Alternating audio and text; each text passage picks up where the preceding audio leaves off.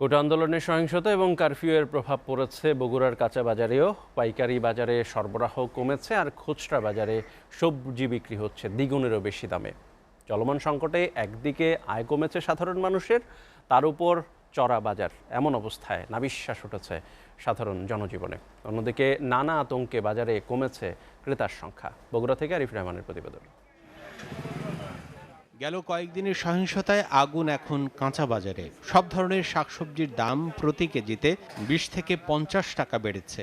60 টাকা কেজির নিচে এখন আর কোনো সবজি নেই। সবচেয়ে বেশি বেড়েছে বেগুন, প্রতি কেজি এখন 100 টাকা, কাঁচামরিচ 320 টাকা কেজি, পেঁয়াজ 120 টাকা, করলা 80 টাকা কেজি, প্রতিটি লাউ 70 থেকে 80 টাকা।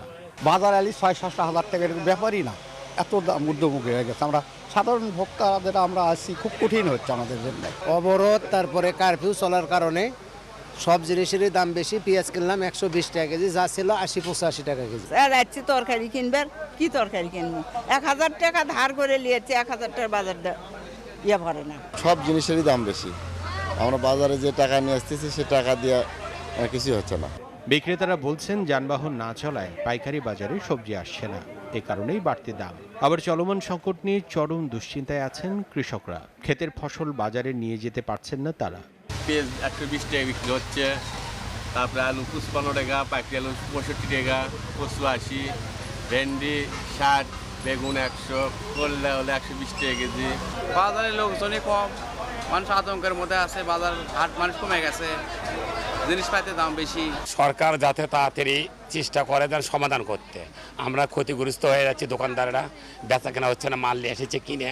ব্যবসায়ীদের ক্ষতি কাটাতে চলমান সংকটের দ্রুত সমাধানের আহ্বান বগুড়া প্রেস ক্লাব সভাপতি। সরকার ইতিমধ্যে বেশ কিছু পদক্ষেপ নিয়েছে। আমরা মনে করি যে এটি খুব দ্রুতই জনজীবন স্বাভাবিক অবস্থায় ফিরে আসবে এবং এটি আরও স্বাভাবিক করতে এটি দ্রুত ব্যবস্থা নেওয়া প্রয়োজন। মানুষের পদচারণায় আবার পথঘাট ভরে উঠুক, জীবনযাত্রা আবার স্বাভাবিক হোক, এমনটাই প্রত্যাশা স্থানীয়দের। SATV news desk.